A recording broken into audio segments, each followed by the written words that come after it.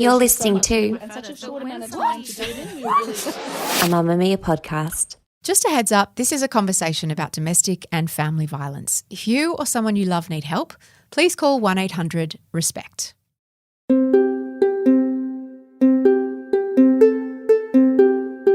Here's an unimaginable situation. You're 5 months pregnant and you're excitedly preparing to become a mother for the first time. It's an ordinary day when it happens. Your parents are separated, but things are okay, civil. They've actually moved back in together. Your father's been away for a while, but he's just returned from a holiday to visit your grandmother overseas. He came home a bit early, which was unexpected. And then the phone rings. From Mamamia, you're listening to No Filter, a podcast where people from all walks of life tell their stories very candidly and unafraid to be vulnerable. My name is Mia Friedman. Amani Haydar's life changed to a degree she never thought possible during that phone call. It really sliced everything she thought she knew about her parents, about relationships, about marriage, about love, and about her own future into two very different parts, before and after. Amani has since written a book about her experience called The Mother Wound, and she joins me now to share her powerful story. Here's Amani. Amani, growing up, we don't really think a lot about our parents' relationship. It's kind of one of those things that's just it's not that interesting. If you had a view of your parents' marriage as a kid, what was it? That's such a good point. I think when we grow up in an environment, we don't really question it until we're older, until we've got our own life experience, and until we have the language to sort of describe what our experiences have been. So to me, my parents' relationship seemed strained. It seemed tense at times. It seemed like they were incompatible, but I saw them as individuals who I looked up to and respected. And I also assumed that all marriages and all relationships were marred by that sort of tension and that sort of conflict. And it wasn't until I was a little bit older, perhaps as a teenager, that I began to question some of what I was witnessing and become a little bit more cluey about the nature of my parents' relationship. Did you know that they had been in an arranged marriage? When did you learn that? Oh, I couldn't even pinpoint when I learned that because it's such a norm within my community, within my cultural context, and within that particular period of time when my parents got married and migrated to Australia. So it wasn't even anything that we really thought about as being unusual or different to any other type of arrangement where people meet each other and get married or end up together. And I mean, because it's so normal in my context and there were people around us who had met each other in the exact same way and who seemed perfectly happy, it wasn't something, again, that I really questioned or saw as any sort of red flag. And there are countless couples who met through family networks or were introduced in that way who had really happy, healthy futures together. Because it doesn't preclude love, does it? An arranged marriage doesn't preclude love and respect. Oh, absolutely not. I think you can have a healthy relationship regardless of how you meet. And I think when there's goodwill and emotional maturity and an understanding of how to respect one another and communicate, you can foster that in any sort of arrangement. So I think it was important for me to, in sharing my parents' story, to highlight that this was a norm and that it wasn't really a concerning dimension of their relationship to me. Did you see them as equals? As much as you sort of could perceive that as a kid? Like, was your dad the ruler of the house or they both had power? Oh, I saw my parents as both having power. I saw my mum as being quite capable, especially professionally, in terms of after having us 4 kids, she went on to study at TAFE to establish a career for herself, and she continued to improve in that regard and was constantly working towards the next thing. I saw my dad as competent as well. He was also highly educated, and I didn't think that they were inherently unequal until I started thinking about some of the more subtle dynamics that can shape a relationship and some of the social context and how that plays into how people feel and express themselves within a relationship. So for mum... Can you give me an example of what that looked like? So when I was a bit older, I observed that I was always kind of thinking, oh, my mum's pretty lucky. She has this great husband. He lets her study and he lets her work and he lets her pursue what she wants. And I always thought of it as something that was like a permission that you'd been given. And that in itself is indicative of an inherent inequality in the relationship, because, of course, that permission doesn't come from your partner. It's something that you can choose to pursue and you have every right to pursue. So those dynamics, it took me a while to begin to analyze those and think about how they created a power difference between my parents. And then there were the social aspects. We know that society at large makes it hard for women to get a divorce, makes it hard for women to speak up about abuse. It makes it hard for mothers to admit something's not right without shaming them for, you're not doing the best thing for your children. You're not a good mother. You're not a good wife. You're not doing enough around the house. So in that social context as well, I think becoming aware of that social pressure and the social expectations and how heavily they weighed on my mum helped me see that power discrepancy as well. When I was a kid and my parents used to fight, I'd go to my older brother and ask him in a worried voice, are Mum and Dad getting a divorce? Did you hear your parents fight much, and was divorce ever discussed in your house? Yeah, I did. And I became particularly aware of it again as a teenager. And it was initially a bit of a shock because it was frowned upon in my community to get a divorce. It was particularly stigmatizing for the woman in the relationship. It was seen as a failure, and it was seen as a failure in terms of your parenting, in terms of your children having the right to grow up with both parents and things like that. So I don't think my mum had the confidence to demand a divorce or say that that's what she wanted for herself until well into the relationship, and when she sort of felt more empowered financially and in terms of her work to start imagining an independent life. So initially it did seem kind of frightening and shocking, and this bad thing is going to split us up, and who will we live with, and all the sorts of things that a young child would question and worry about in that context. And it does create anxiety for children if not managed correctly.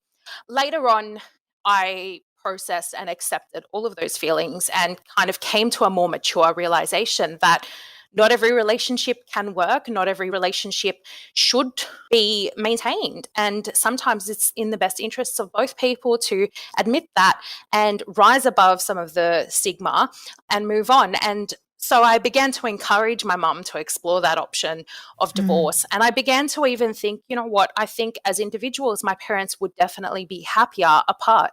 Often men who feel a particular way about their wives feel differently about their daughters when it comes to feminism and power and opportunities. Is that how it played out in your house? Did your dad sort of have a different view of how his daughters should behave to how his wife should? Definitely. I think that's an important, subtle thing that doesn't always come up in conversation.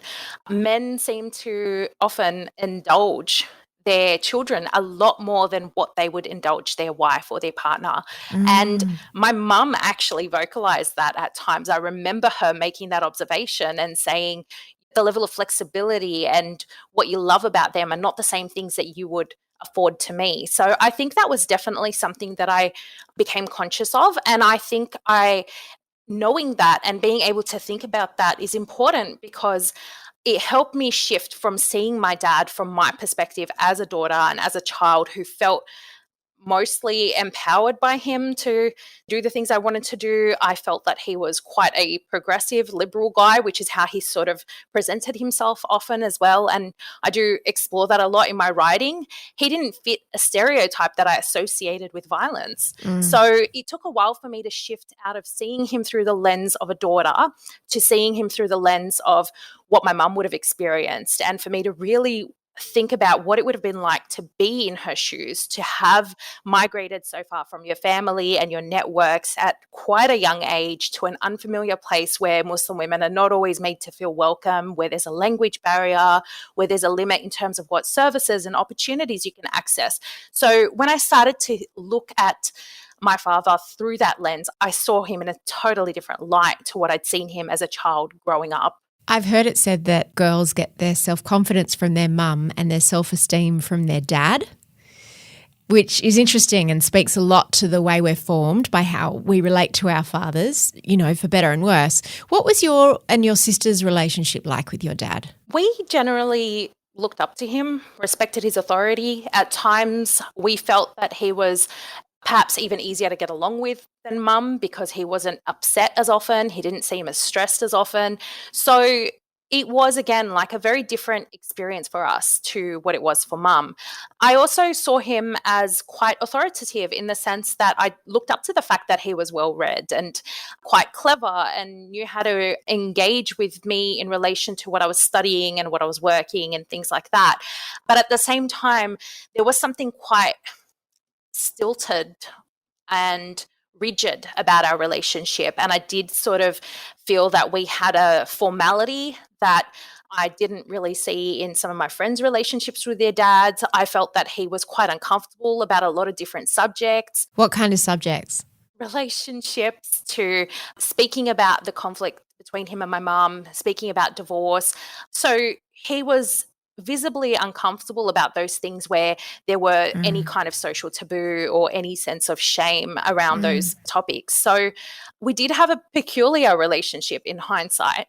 But I think that complexity is really important to highlight. And a lot of the time we try to flatten abusers to fit a particular stereotype. We flatten the abuse so that it, you know, makes sense to us. But life is not like that. And I think that complexity has to somehow be included in the conversation because it really informs, you know, solutions. It empowers us to really identify red flags better.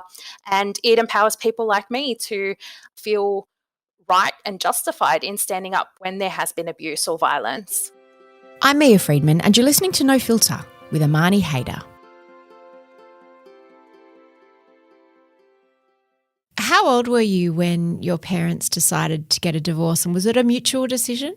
It was initially pursued by my mum, but ultimately it was a mutual, or at least mutually agreed by the end of a few conversations, that they would sell the family home that we grew up in, and my mum would take half and my dad would take half, roughly. And I kind of, by that point, was an admitted lawyer with no experience in family law, but still kind of being consulted by my family through that process and trying to, again, pursue an outcome that would make everyone happy, something that would be amicable, something that would balance how I felt as the daughter of both of these individuals and wanting to see them both thrive. It became apparent to me during that process that my mum was quite nervous about making this move. I went to see some lawyers with her secretly in the city, and I remember that day so clearly and trying to understand why she was so nervous. It was just a meeting with a lawyer. You know, to me, it was such a normal and natural step. And then getting me to photocopy some documents without my dad knowing. And those sorts of things were definitely red flags that I kind of picked up on, but brushed aside as you do with your family. And yeah, it was definitely a tense time. But in the end, again, I felt pretty confident that they could kind of go their separate ways. And you know, mum moved into a villa, my dad bought an apartment, and then he didn't move into it, and he persuaded my mum that he should move into her place. And I think that was a huge red flag. Did she confide in you that she didn't want that? She was sort of torn between, I guess, the manipulation of, you know what, we can make this work, I'm going to be better, and all the promises that my dad had made to persuade her that it was worth trying again. And perhaps also taking into account all that different social pressure and things like that, she would have been inclined to be like, you know what, maybe I can make it work. Maybe, you know, he will change. Maybe I can be a better mother this way and things like that. But I do believe that she had a lot of skepticism about whether he would in fact change, and problems sort of started popping up immediately about, you know, bills and who's doing what, and he hasn't really committed to all the things that he's promised me. And I think my mum was really let down by that over and over again, and once again lost faith in the fact that he could change. What were some of the things that he promised to do or stop doing? I think most of them were in relation to spending more time together, being more supportive. My dad's abuse was particularly targeted towards my mum's emotions and her self-esteem, and he would put her down. If she had a work achievement that she was celebrating and really proud of, he would downplay it. And he would even make remarks about her friends or what she wore or where she socialized to sort of make her constantly tiptoeing around eggshells or whatever the expression is. She always was doubting herself and feeling like his impression of her and his view on her was always a disapproving gaze rather than an empowering gaze or a supportive gaze. Such a good way of putting it. We've learnt so much about how abuse isn't just physical. It can be coercion, it can be financial, it can be emotional, it can be mental. You know, there are so many different aspects to it. Was he ever violent towards your mum, either that you saw or that she told you? So this is one of those questions that came up when I was later cross-examined in court. So it's a tricky one because I did see physical aggression and I didn't interpret it as physical abuse. I interpreted it as, oh, they're in the middle of a fight and that's just how they're communicating. So what did physical aggression look like? So the particular example that I gave in court later on was in relation to a time where he kind of had her up against a wall or he had his fist raised, and it was very difficult for me to articulate that. And I think this is an important point because as a young person witnessing that in a time where I wasn't questioning my parents' relationship, it didn't really strike me as particularly different to their verbal fights. Again, it didn't strike me as a red flag. It just made me uncomfortable and was something I just sort of forgot about, pushed aside. And it wasn't until later on that I started picking back over my experiences and remembering small moments where I'd witnessed that sort of aggression. But overall, my dad was not physically abusive. He wasn't a particularly violent man. He didn't sort of throw things around or make you feel that he had a very physical or aggressive presence. And I think women are pretty attuned to that. But he did, again, like going back to the verbal and psychological manipulation and the sense of disapproval and the constant, I think the environment is sort of just simmering in this tension and negativity that made my mum feel quite trapped and quite alone and quite isolated because she couldn't convey to other people what exactly her experience was like and what sort of person she knew him to be. I've been in an emotionally abusive relationship and I remember thinking at one stage in the middle of an argument, I wish he'd hit me, which is the weirdest thing to think. But for me, that was such a clear line. I knew that it was a clear line to the outside world as well because I found it so hard to articulate all of the things that you're describing, the disapproval, the control, the coercion, the emotional abuse.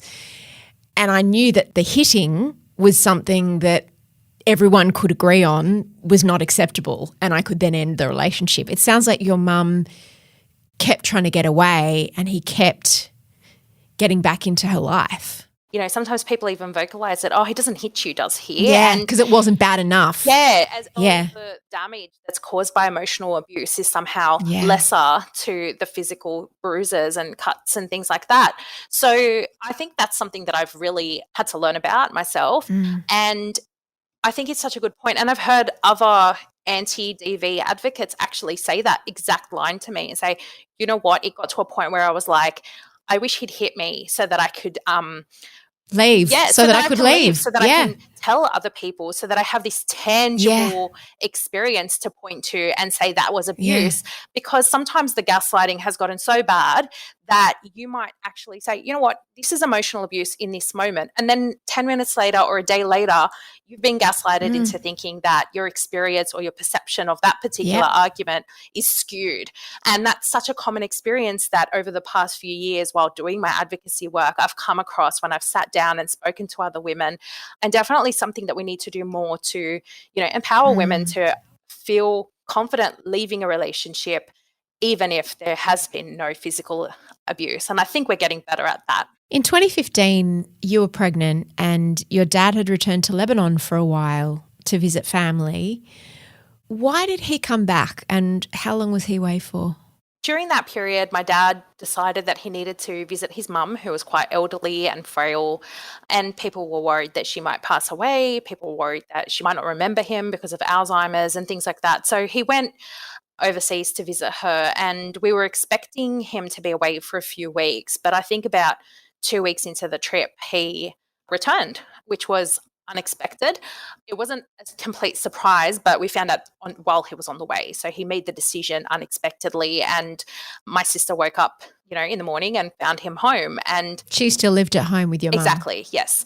And I was at work that day, and I remember her messaging me and saying, "Oh, it's really weird. Dad's come back already. He said he just didn't like it. He wasn't enjoying his time there." It was a little bit weird in the moment. And again, one of those things that you cast aside because you don't envision or anticipate that people that you've lived with your whole life are capable of extreme violence or the unexpected, whatever that may be. So it was unclear to us exactly why he'd come back, but that was basically all he'd said. And unfortunately, it was that day, the day of his return, that he then attacked my mum after she got home from work, and she was murdered at her villa that evening. Looking back with what you know now, do you think he made the decision to kill her while he was in Lebanon and came back for that reason? I spent a lot of time trying to get into his thought process around that. And, it's possible. It's very hard when someone's demonstrated quite narcissistic behavior and behaved in a way that's so outside of what you expect to really understand what their thought process was or what their reasoning was. So I remember at one point just deciding that I'm never going to be able to guess what's running through his head and what exactly his motives and intentions and decisions were at different points in time. And violent crime is so unusual and so outside of what we expect that it's almost impossible to really understand what is going on inside of the mind of a person who makes those decisions. And perhaps it can be unhealthy as well to dwell on that, since it's something outside of our control, and violence already makes us feel so out of control and so unsafe. And it's very difficult to comprehend or even contemplate, what would be going through someone's mind in the lead up to the decision to commit violence. Have you spoken to him since then? No, I have not in the sense of a normal conversation. I haven't seen him since I said goodbye to him before he went to Lebanon, other than in the actual court proceedings that followed the murder. And mind you, there was a 2-year wait between the date of the murder and the trial. So it was a long time to wait before, any kind of process or mechanism kicked in. It was a long time to wait, wondering, having all these different thoughts about what was he thinking and what was going on and why, and I ultimately have only seen him on those days where I was in court. One of them was to give evidence for the Crown. So I was cross-examined, which was a really difficult experience. And I think sometimes people have to imagine how tense these courtroom environments are. This is my dad. I've never confronted him about being abusive. I've never confronted so many members of my family and the public all at one time. And on top of that, I'm sitting in the witness stand, giving evidence, and then being subjected to cross-examination from his barrister. That's a really, really high-pressure environment that shocked me and re-traumatized me, despite the fact that I was a practicing solicitor, familiar with the legal process, familiar with courtrooms before that day. Yeah, that's your workplace, a courtroom. Yeah. Yeah. What about your siblings? Have any of you had communication with him, written to him, got any answers, any context? Have you been able to say what you've wanted to say? Not really. I went on to give a victim impact statement at the end of the trial. That was quite, I think I describe it as a bit of an exhale, because you kind of get some things off your chest, but they're governed by certain rules and formalities as well. There was a tiny bit of communication where my dad sent things from prison to my place, and I talk about that a little bit in my writing. But again, none of them seemed to give me that closure or that satisfaction or that sense of being heard. And I don't think they were designed to. I think they were things that seemed quite trivial, like Happy New Year or Happy Birthday. And, without getting into all the detail, it was bizarre. It is bizarre to receive that in this kind of context. Amani, you talk about being in court, and what I can't understand is how your father attacked and killed your mother. Your sister was there at the time and tried to protect your mother. So there was an eyewitness. How was it even in court? Why were you even having to give evidence? I mean, did he plead not guilty? And how do you do that when there's an eyewitness? So basically, homicides are tried as either a murder or a manslaughter. And when a homicide has taken place, a lot of the time the person responsible will argue that the charge should be reduced to manslaughter, and they'll use one of the many defenses that are available in the law to try and argue that. So that was precisely what happened in our case. My dad's argument was that he was mentally impaired at the time of the murder and therefore didn't form the required intention or the level of the intention required by the law for it to be a murder. And obviously the reason why those sorts of arguments exist is because in some cases there are situations where it is a manslaughter. A common example is car incidents or traffic incidents. This was so deeply offensive to us at the time and was really salt in the wound because it seemed clear to my sister, it seemed clear to us that this was a deliberate decision-making process, and he never said that there was anything wrong with his mental well-being or sought help for it, and there was no history of that, and there was nothing to indicate to us that that's what had taken place.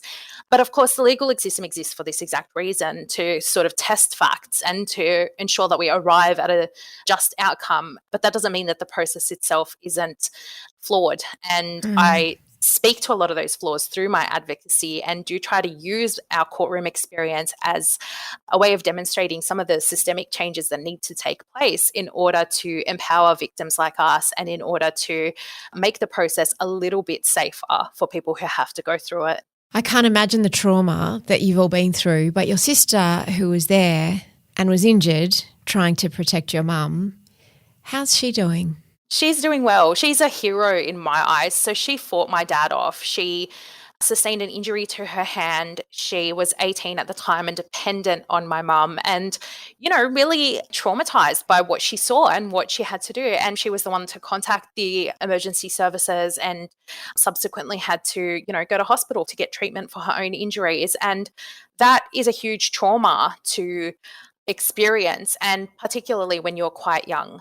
But she's doing well now. She's graduated from university. She has a degree in graphic design. She's married and we're in touch all the time. So I think we've been able to support each other to get to a good place to speak about mum often and in ways that really honour the type of life that she lived and the role that she had in our lives. And whilst it's not something that you ever just get over or forget about, we have learned, a lot of different coping strategies and ways of, being that allow us to go on and achieve the things that we want to achieve.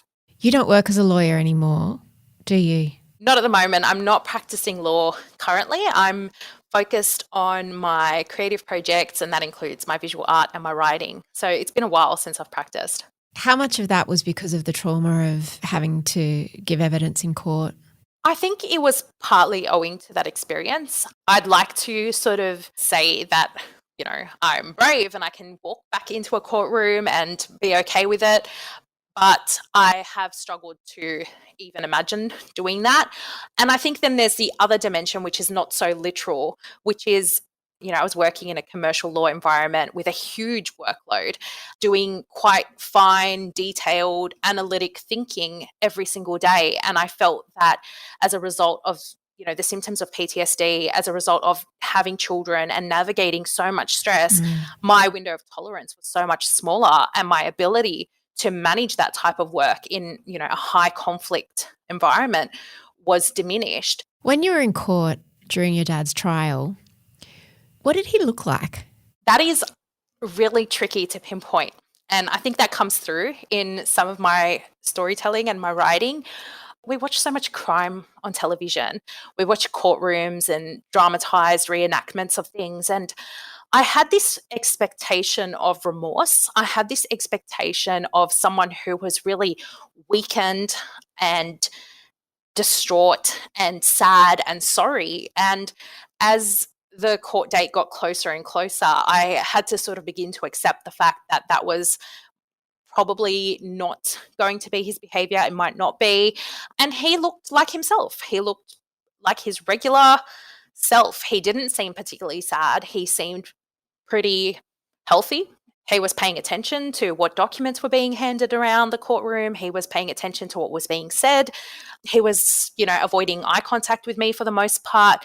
And those little bits of body language, when I started digging into them, during the writing process remained, as bizarre as they were at the time. It is such a different perspective to what we're often given in popular culture and in mainstream media and things like that. So it was really not what I expected. It sounds very unsatisfying.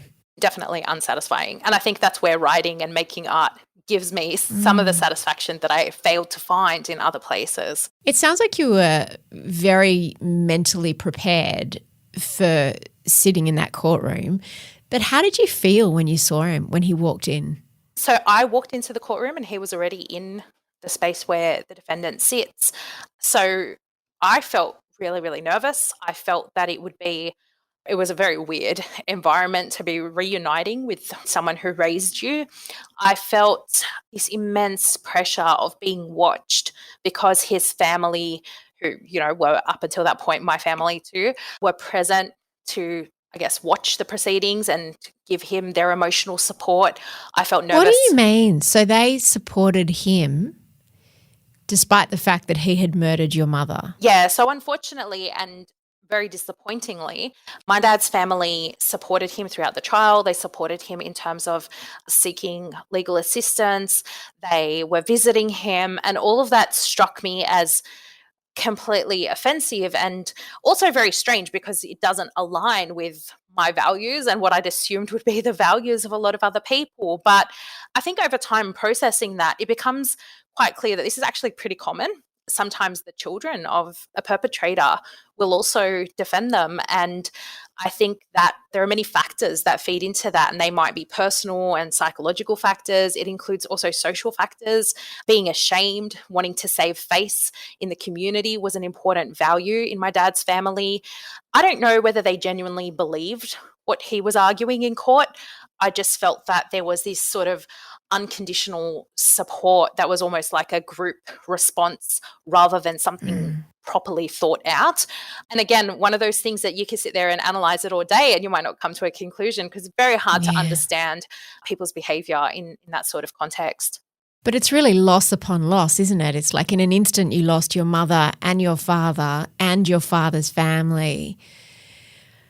I can't imagine. Did you want to just stand up and scream at him or run over and, I don't know, shout in his face? Or did you have to control yourself? I think maybe something about me that made it a little bit different to that is I'm generally quite restrained in my behavior. What I wanted was to get back the time that I was losing in terms of having to leave my children at home and go to court and just experience this trauma and this, again, offensive behavior over and over again. I wanted to be out of there so that I could continue with my healing journey. I actually had done some counselling. I'd made some gains in that time. I had plans for what I wanted to do in terms of work, in terms of my home, and I felt like I couldn't move forward until this process was done. And then when it was done, because it had been so re-traumatizing, I felt like I was back at square one in terms of my mental health and all the recovery I'd done and worked hard to do during that period. And I think that's a really important thing to keep in mind. Victims go through the legal system. They're not really a party to the proceedings. They're unrepresented. There are so many rules governing what they can and can't say. They don't really get to express their pain freely through that process. And then you get to the end of it and the system has done its thing, but you're left with no real solutions to the trauma that you've experienced and often feeling very re-traumatized at the end of that. Just finally, Amani, you started wearing the hijab a few years ago. You've leaned further into your Muslim faith. How has that impacted in your advocacy and what sort of preconceptions has it meant that you've had to knock over? Yeah, so my faith and my spirituality has been something that has really helped me in terms of my coping and my recovery, and it helps a lot of people with their grief. And there is also, a lot of damage that can happen in religious spaces and from religious individuals. But for me, my spiritual journey has really helped me in this time.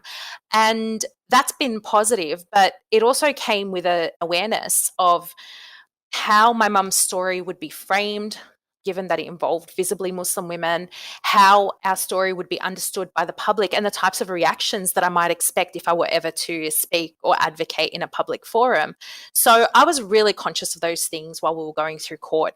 I was really media shy at the time, and every time we were approached to speak to the media, I had no trust that our story would be told authentically or with the nuance that it deserved or with the respect that my mum deserved.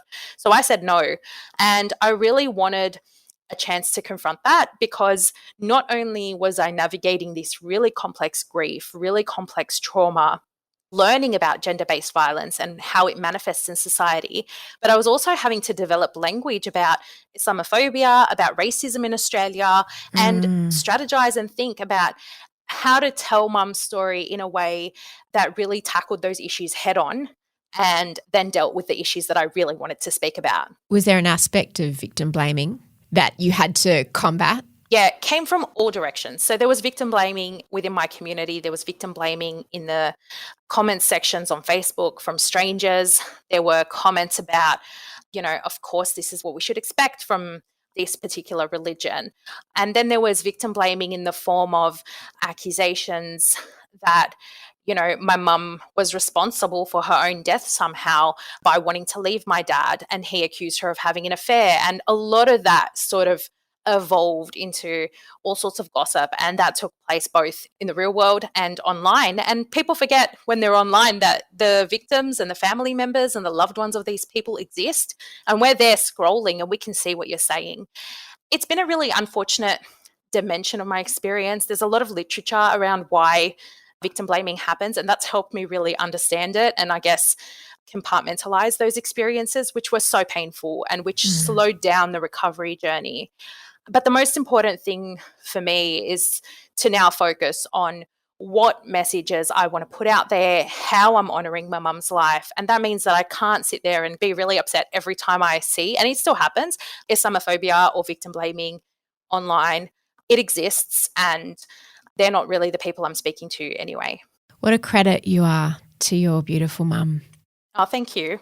Thank you for all the work that you're doing for victims of domestic violence, and sending you lots and lots of love. Salwa sounds like an extraordinary woman. Thank you so much, Mia. I really appreciate those kind words. Thank you for listening to No Filter. There is a link in the show notes to Amani's book. It's called The Mother Wound. It's a beautiful read. She's a very, very talented writer and a gifted storyteller. And a reminder, if you or anyone that you know needs help, remember you can call 1-800-RESPECT.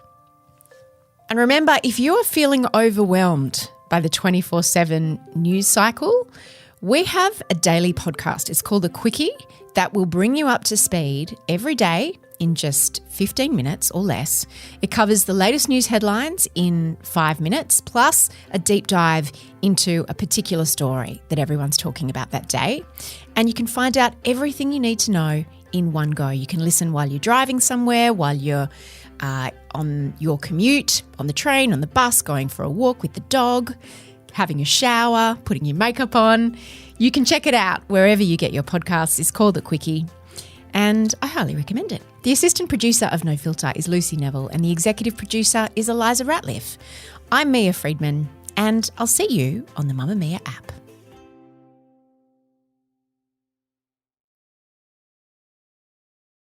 Mamamia acknowledges the traditional owners of the land we have recorded this podcast on, the Gadigal people of the Eora Nation. We pay our respects to their elders, past and present, and extend that respect to all Aboriginal and Torres Strait Islander cultures.